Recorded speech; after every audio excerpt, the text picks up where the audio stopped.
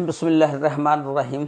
अस्सलामु अलैकुम वरहमतुल्लाहि वबरकातुहू। आज के व्लॉग में मैं आपके साथ एक इंतहाई अफसोसनाक वाक़या यानी दिल खराश वाक़या कि एक नई नवेली दुल्हन जो शादी करवा के अपने ससुराल में आती है, उसके दिल में बड़े ख्वाब होते हैं, वो सुहाने ख्वाब देखती है, लेकिन उसके सारे ख्वाब जो है चकनाचूर हो जाते हैं। उसके ससुराल वाले उसके साथ अच्छा सलूक नहीं करते और उसको मौत के घाट उतार देते हैं। उसकी मुकम्मल तफसीलात आज की इस वीडियो में मैं आपके साथ शेयर करूंगा।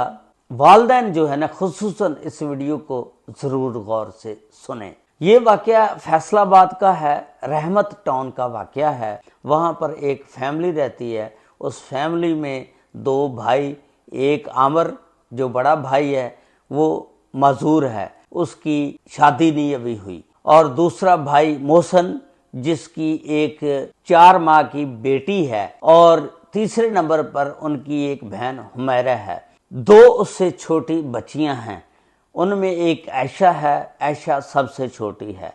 अब जब ऐशा बड़ी हो गई, क्योंकि इनके वालिदैन तो फौत हो गए थे, ये सारी जिम्मेदारी भाइयों पर आ गई। एक वो जो नए सूट होते हैं उन पर नक्शी का जो कढ़ाई का काम करते हैं, सिलाई का, वो काम करता है, और दूसरा जो भाई मोहसन है वो छतों की जो सीलिंग होती है वो काम करता है, यानी मेहनत मजदूरी बेचारे करते हैं। और अपनी बहन का रिश्ता देखने के लिए ये इनकी एक खाला होती है डी टाइप, वहाँ राब्ता करते हैं। इनकी खाला एक रिश्ता करवा देती है, फहीम नामी लड़का होता है, और ये रिश्ता पक्का हो जाता है। उस घर में एक फहीम आयशा का जो शौहर, दूसरा उसका छोटा भाई नईम, और एक उनकी बहन रुखसाना जो बेवा होती है, उसके 2 बच्चे हैं, और एक इनका भाई बाहर रहता है, उसकी बीवी इस घर में रहते हैं। यानी टोटल 4 अफराद इस घर में रहते हैं। अब अक्टूबर 2024 में ऐशा और फहीम की शादी हो जाती है। जिस वक्त शादी हो जाती है, ऐशा शादी के बाद अपने ससुराल आती है। अब ऐशा का फर्नीचर जो है कमरे में लगा दिया जाता है, बेड सजा दिया जाता है। ऐशा जब रात को अपने बेड पर सोने लगती है, उसकी ननंद आ जाती है जिसका नाम रुखसाना है। वो आकर कहती है कि चलो उठो, इधर मैंने और मेरे 2 जो बच्चे हैं हमने सोना है, आप साथ वाले कमरे में जाकर सो जाएं।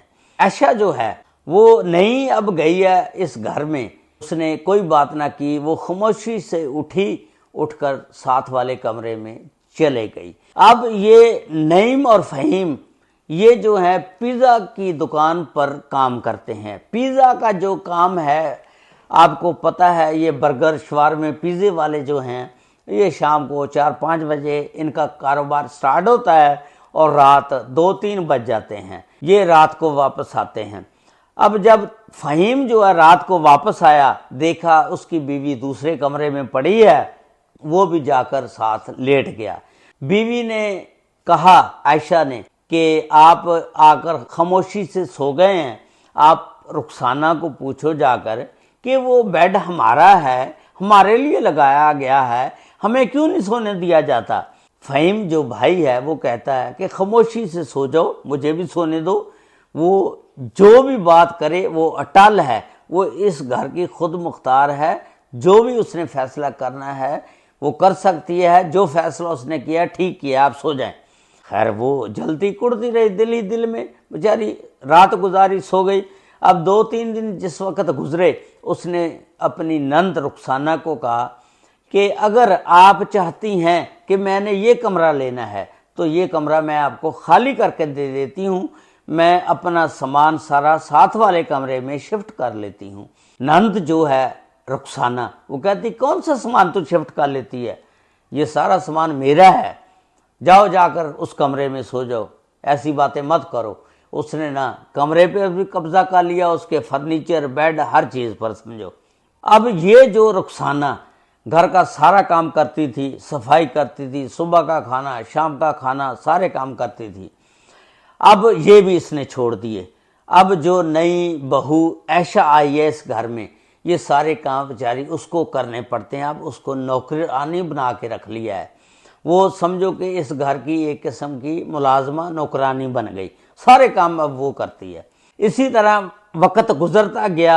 जब वक़्त गुजरा 5 माह हो गए, इसको अल्लाह ताला ने उम्मीद से कर दिया। जब इसने अपने बहन भाइयों को बताया, वो तो बड़े खुश हुए कि चलो अल्लाह ताला ने आपको उम्मीद से कर दिया है, हम बड़े खुश हैं। लेकिन जब इसकी ननंद रुखसाना को पता चला, वो तो नाखुश हो गई और फ़हीम भी खुश ना हुआ। अच्छा, अब टाइम गुजरता गया। एक दिन ऐसा आया कि आयशा अपने भाई मोहसिन को कॉल करती है कि भाई मुझे ना कुछ तबीयत ठीक नहीं लग रही मेरी, मुझे डॉक्टर को चेक करवाओ, मुझे आकर ले जाओ। मोहसिन कहता है कि मैं आता हूँ। मोहसिन आ गया, आकर अपनी बहन को डॉक्टर के पास ले गया। डॉक्टर ने कहा कि आपकी बहन ने कोई ऐसी चीज़ खाई है कि ये जो उम्मीद से सी बच्चा बच्ची होने वाला था, ज़ाया हो गया है। फिर उसने आयशा से पूछा कि आपने क्या खाया। उसने कहा कि मुझे नहीं पता क्या मैंने खाया या किसी ने खिलाया। खैर, वो इलाज करवाता है और वहाँ से मोटरसाइकिल या जो भी गाड़ी में बैठता है, फ़हीम के पास चला जाता है। जाकर उसको कहता है कि यार इस तरह वाक़या हो गया, आप अस्पताल भी नहीं आए, अफसोस नहीं हुआ। वो कहने लगा कि कोई बात नहीं, हो गया ज़ाया, कोई बात नहीं हो। यानी उसने तल्ख लहजे में कहा। जिस वक़्त मोहसिन आयशा को घर ले जाता है, घर जाकर ना आयशा अपने भाई को तमाम वाक़यात बता देती हैं जो भी बीते होते हैं, और उसने रुखसाना के मुतालिक भी जो बातें बताईं। उसने कहा कि रुखसाना जो है ना, ये रात को 8 बजे घर से निकलती है और अपने भाइयों के आने से पहले पहले वापस आ जाती है। उसके अलावा एक मोहल्ले में आदमी रहता है, उसके साथ ये सेट है। अब आयशा ने रुखसाना को उस बंदे के साथ देख लिया था। अब रुखसाना ने कहा कि मैं तुम्हें नहीं छोड़ूंगी। उसने कहा कि मैं किसी को कुछ नहीं बताती, आप जो करना है करती जाएं। खैर, रुखसाना ने अब जिद पकड़ ली। अब आयशा अपने भाई मोहसिन के घर आई हुई है। अब वो कहती है कि मुझे ना मेरे ससुराल छोड़ आओ, मैं अपने घर ही अच्छी हूँ। और भाई, जो मैंने ये जो बात आपको बताई, ये किसी को नहीं बताना, क्योंकि हमारे घर का मसला है, मैंने अपना घर बसाना है। ये भाई जो है मोहसिन 20 जुलाई को उसके ससुराल छोड़ आता है।